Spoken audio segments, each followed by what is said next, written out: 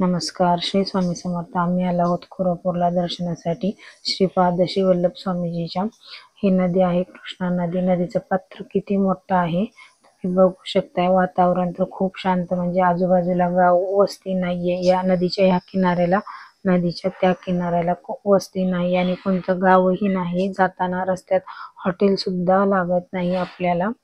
आपलं जेवणाचा डबा, पाण्याची बॉटल आपण जाताना आपल्या सोबत घेऊन जायला पाहिजे. तिकडं हॉटेल नाही किंवा काही नाही.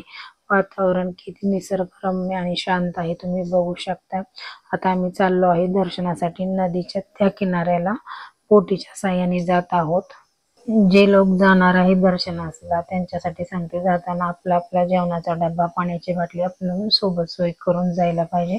आम्हाला माहित होतं म्हणून आम्ही जाताना आमचा डब्बा, पाण्याची बॉटल घेऊन आलो आहोत. इथं नदी खूप मोठी आहे. आम्ही नदीत 2 मगरी पण पाहिलेल्या त्या दिवशी, वरती चाललेली मगर.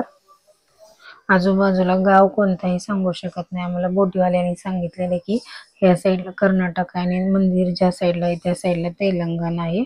आम्ही जाताना कर्नाटकातले लोक तुम्हाला सोडू आणि येताना तेलंगणातले सोडतील असं त्यांनी सांगितलेलं. वातावरण तर एवढं शांत आणि खूप सुंदर होतं. शांत वातावरण असल्यामुळे तिथनं येऊ सुद्धा वाटत नव्हतं. एवढं मस्त वातावरण. आता आम्ही मंदिरात आलो आहोत.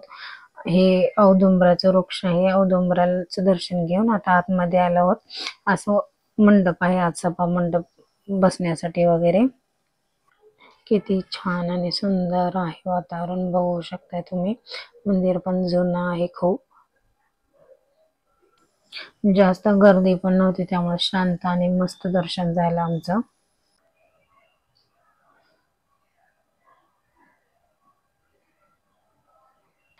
मंदिराच्या बाजूला आम्ही एक महाराज म्हणजे तपश्चर्या करायला बसलेली गुफा पण बघितली. आता आम्ही परत इकडं नदीच्या त्या किनाऱ्याला जात आहोत. व्हिडिओ कसा वाटला तो नक्की कमेंट मध्ये सांगा. श्री स्वामी समर्थ.